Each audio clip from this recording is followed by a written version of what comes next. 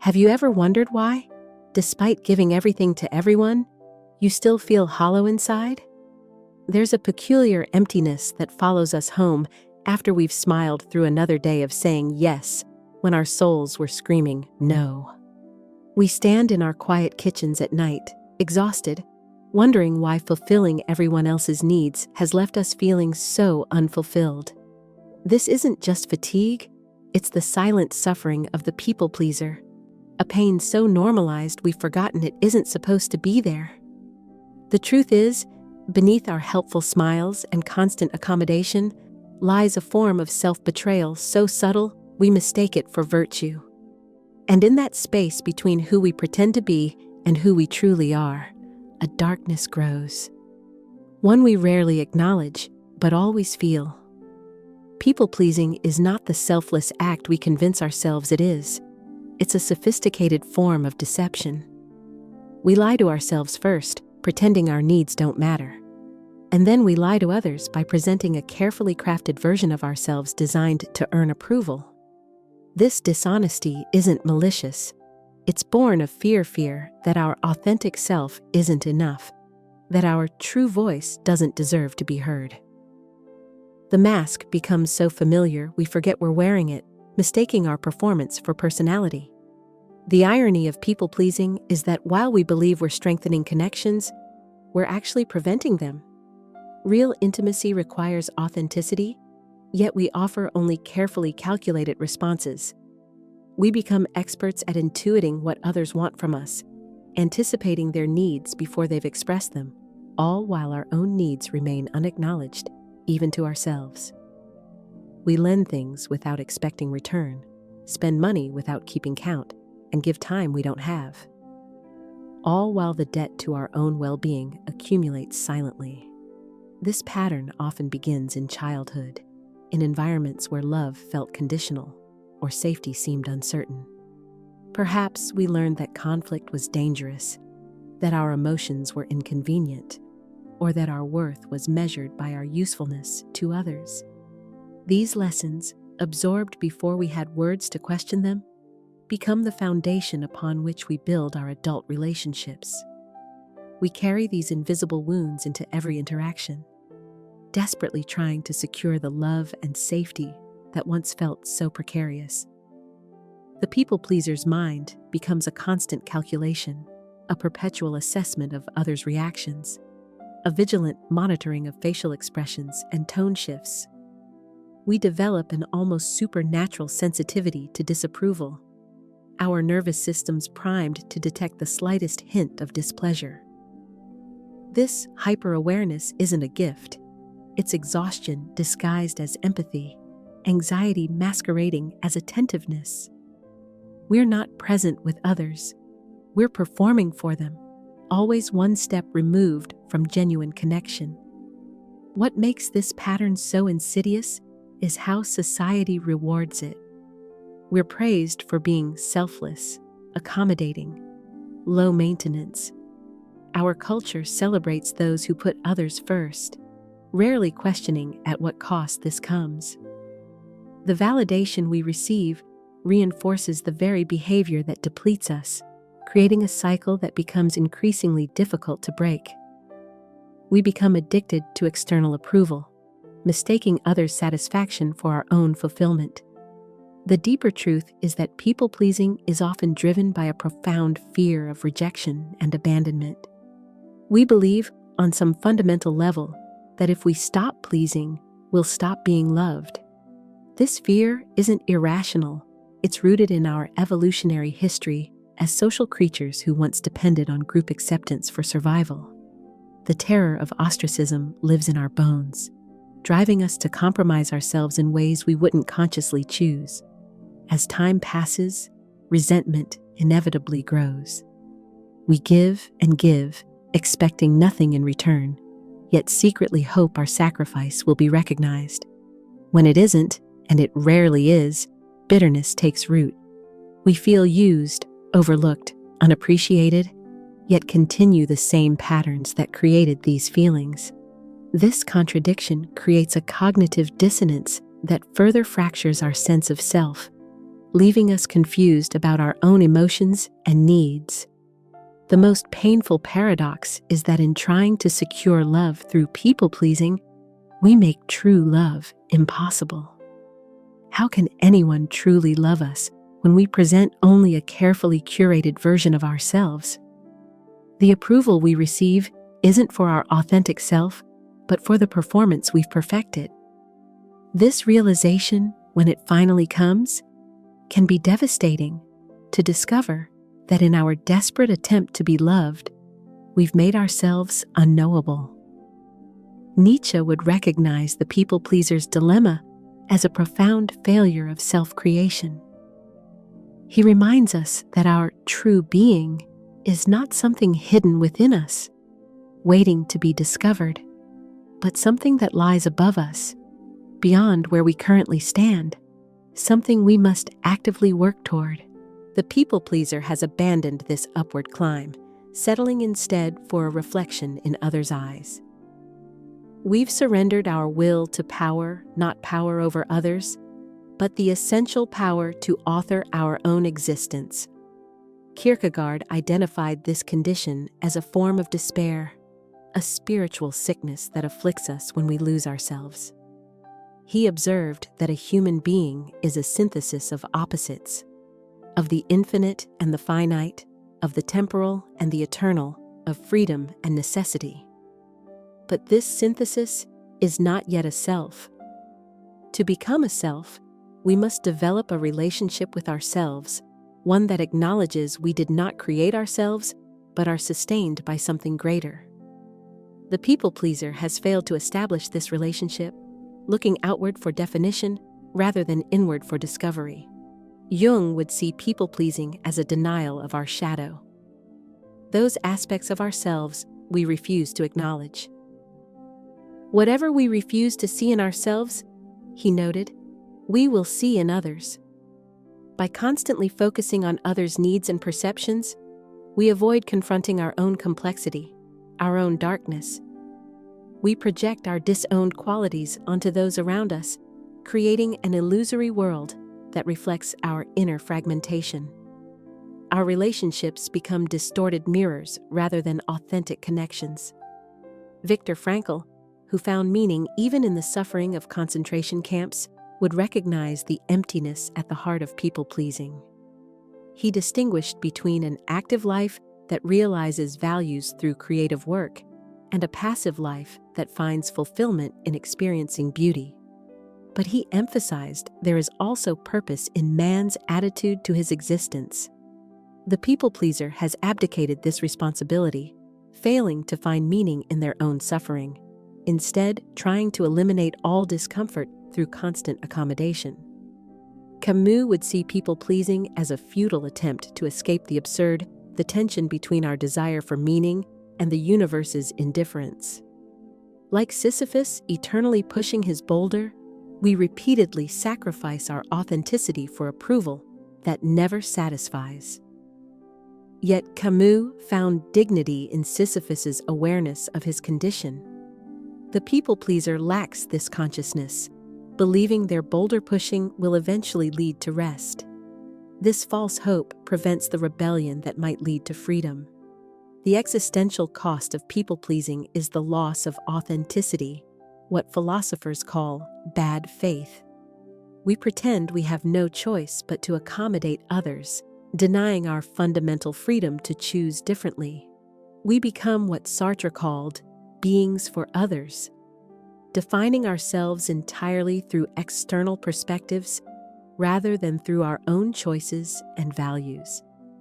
This self-deception prevents us from experiencing the anxiety of freedom, but also its profound possibilities. The philosophical tragedy of the people-pleaser is the gradual erosion of the self. Without boundaries to define where we end and others begin, our identity becomes diffuse, permeable, uncertain. We become like water taking the shape of whatever container holds us, adapting so completely to others' expectations that we lose our own form. This formlessness creates an existential vertigo, a disorienting sense that we don't know who we are when no one is watching. Perhaps most profoundly, people-pleasing represents a failure of courage, the courage to exist authentically in a world that may reject us. As Tillich observed, courage is not the absence of fear, but the affirmation of self despite fear. The people-pleaser has chosen apparent safety over self-affirmation, preferring the known pain of self-betrayal to the unknown risk of authenticity. Yet in avoiding the pain of rejection, we inflict upon ourselves the deeper suffering of self-alienation. Look closely at the morning routine of a people-pleaser. They wake earlier than necessary to prepare breakfast for everyone else. They respond to messages before brushing their teeth, apologizing for delays that no one noticed. They plan their outfit thinking not of their own comfort or expression, but of how others might perceive them. Before they've even left the house, they've already abandoned themselves dozens of times in ways too subtle to name, but too significant to ignore. This is the invisible battle they fight before the day has even begun. In meetings, they nod in agreement even when internally disagreeing. They volunteer for additional work despite already being overwhelmed. They laugh at jokes they don't find funny and express enthusiasm for plans that fill them with dread. Each small betrayal accumulates, creating a growing distance between their public persona and private truth. By day's end, this gap has widened to a chasm so vast they can no longer see across it to who they might have been. Watch them in relationships, always the first to apologize, even when wronged. They absorb blame like a sponge, taking responsibility for others' emotions and reactions. "I'm sorry" becomes their mantra, offered reflexively before they've even processed what happened. They become emotional caretakers, intuitively sensing shifts in mood and rushing to smooth any ripple of discontent. This hypervigilance keeps them perpetually on edge, never fully present, always scanning the horizon for signs of disapproval. In their rare moments alone, emotional numbness often sets in, a protective mechanism against the pain of self-betrayal. They may feel flat, detached, unable to access their own feelings after spending so much energy managing others. This numbness isn't peace, it's dissociation, the mind's way of creating distance from unbearable reality. Some turn to substances or behaviors that temporarily dull the ache of emptiness, further disconnecting from their authentic experience. The physical toll is equally significant, though rarely acknowledged. Chronic stress from constant people-pleasing manifests as tension headaches, digestive issues, disrupted sleep. Their bodies hold the truth their minds deny, that living in perpetual self-betrayal is unsustainable. Yet they push through these warning signals, dismissing their body's wisdom as weakness, inconvenience, or hypochondria. The body, however, keeps the score, recording every compromise until the debt becomes too great to ignore. Perhaps most painful are the moments of clarity that occasionally break through when they catch a glimpse of their own absence in their life. Maybe it happens when someone asks a simple question like, "What do you want?" and they realize they have no answer. Or when they're alone and suddenly wonder whose life they've been living. These moments of recognition are both terrifying and precious brief windows where change becomes possible before the fog of habit descends again. The people-pleaser's relationships often follow a predictable pattern: initial idealization, followed by growing resentment. They attract those who benefit from their boundarylessness, creating unbalanced dynamics where they give and others take. When they occasionally attempt to establish limits, they're often met with resistance or manipulation from those accustomed to their endless accommodation. This reinforces their fear that boundaries lead to abandonment, sending them back to familiar patterns of self-sacrifice. Yet beneath the performance and pain, questions begin to stir. Who would I be if I stopped trying to please everyone? What do I actually want? What if I risked disapproval to live authentically? These questions mark the beginning of awakening, not yet answers, but the courage to finally ask. Like small seeds pushing through concrete, they represent the first fragile emergence of a self long suppressed, but never fully extinguished. There is a peculiar strength in having survived as a people pleaser, a resilience that, though misapplied, reveals remarkable capacity. Consider the emotional intelligence required to constantly read rooms, anticipate needs, and navigate complex social dynamics. These abilities, developed for survival, represent extraordinary sensitivity and adaptability. The challenge isn't developing new strengths, but redirecting existing ones towards self-nurturing rather than self-abandonment. The people pleaser's capacity for empathy, though often excessive and boundary-crossing, contains the seeds of genuine compassion. Unlike those who never learn to consider others, the people pleaser needs only to include themselves in their circle of care. This isn't about becoming selfish, but about achieving balance, extending to themselves the same kindness they so readily offer others. This rebalancing doesn't diminish their compassion, but authenticates it, grounding it in wholeness rather than depletion. The very sensitivity that makes people pleasers vulnerable to exploitation also gives them profound insight into human nature. They've spent lifetimes studying others' reactions, needs, and motivations, knowledge that, once reclaimed for healthier purposes, provides exceptional wisdom about the human condition.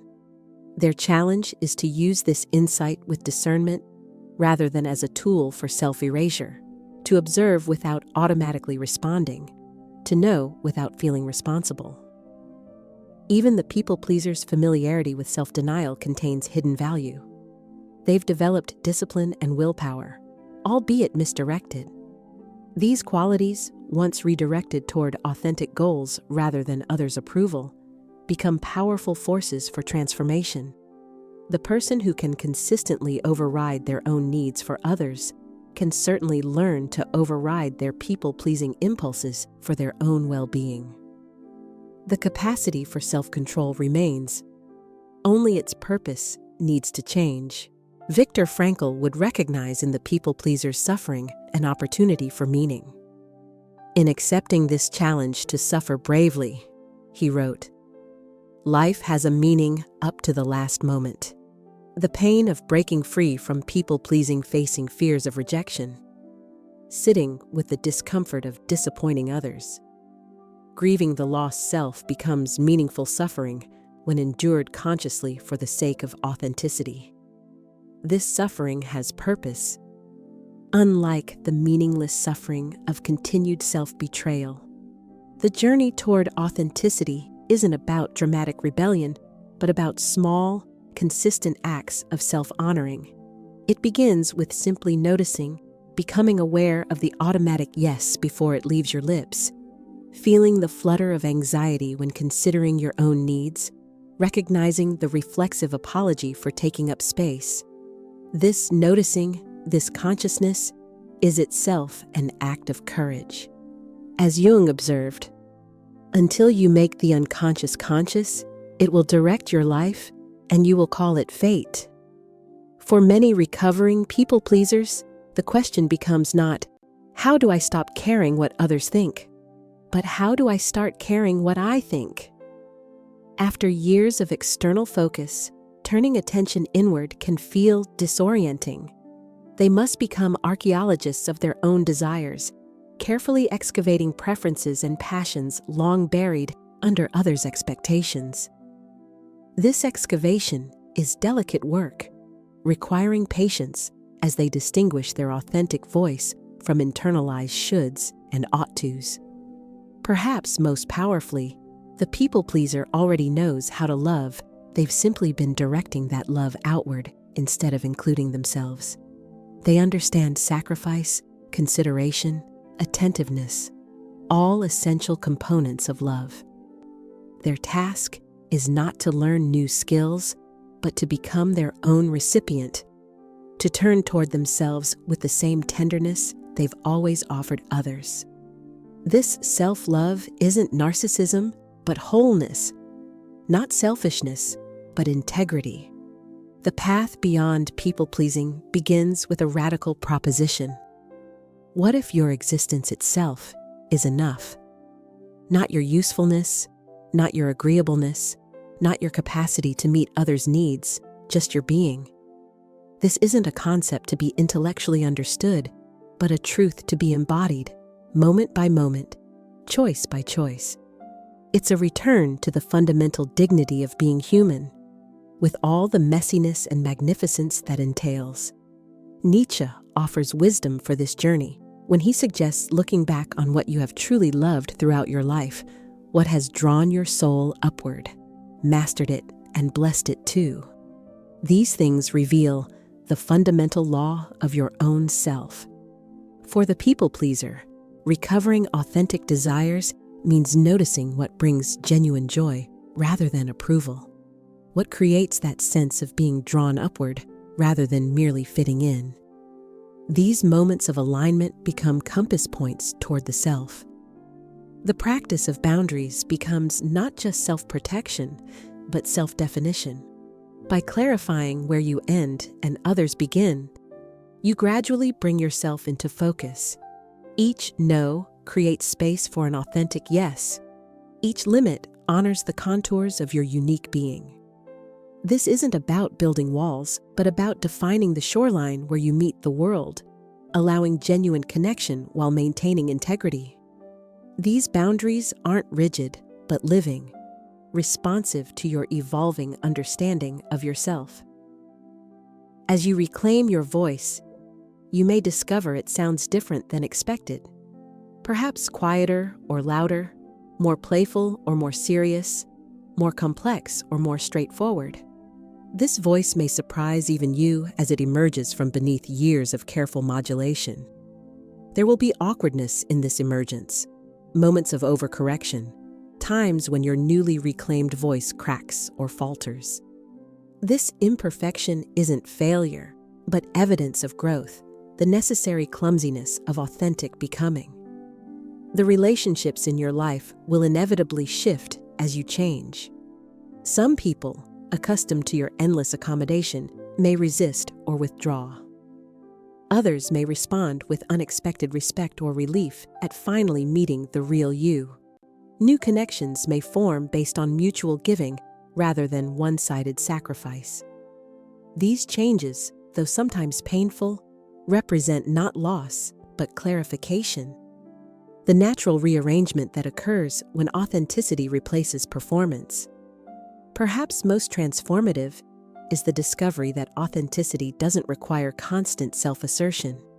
There is room for genuine giving, for compromise, for considering others, but now from a place of choice rather than compulsion. The difference is subtle, but profound. You can still care deeply about others while remaining connected to yourself. This integration allows for a generosity that nourishes rather than depletes, that expresses rather than erases your authentic being. The freedom that emerges isn't freedom from caring or connection, but freedom from the exhausting performance of being whoever others need you to be. It's the relief of showing up as yourself, complex, imperfect, ever-evolving, and discovering this is enough. Not because everyone accepts this authentic self, some won't, but because you do. This self-acceptance becomes an unshakable foundation that external approval never could provide. In time, you may recognize that people-pleasing was never really about pleasing others at all. It was about attempting to control their perceptions, to manage your own fear through their responses. True connection requires surrendering this illusion of control, risking being seen as you are without guaranteeing the outcome. This vulnerability is terrifying precisely because it's real. No longer the false vulnerability of sharing what you think others want to hear, but the authentic vulnerability of not knowing how your truth will be received. There is a quiet dignity in standing in your own truth after years of echoing others, not with dramatic declarations or rigid defiance, but with the simple, steady presence of someone who has remembered their own worth. The journey from people-pleasing to authenticity isn't about becoming someone new, but about returning to yourself, like coming home after a long journey in foreign lands, finally speaking your native tongue again. The darkness of self-betrayal gives way not to blinding light, but to the gentle dawn of self-recognition, where you see yourself clearly, perhaps, for the first time. And in that recognition lies not perfection, but possibility. The space to live not as a reflection, but as a presence, not as an echo, but as a voice. This is not the end of caring for others, but the beginning of including yourself in that care. It is the profound realization that the most genuine gift you can offer the world is not your endless accommodation, but your authentic being, complicated, inconsistent, gloriously human. In this truth lies not just liberation, but contribution, for a world full of people pretending to be what others want doesn't need more performance. It needs the courage of those willing to be real. And perhaps, in your quiet reclamation of self, you light the way for others still lost in the shadows of their own absence. In the quiet moments when you stand alone with your truth, remember that your journey from pleasing others to honoring yourself isn't just personal, it's sacred. Each time you choose authenticity over approval, you're not just changing your life, you're healing ancestral patterns that may have run through generations before you.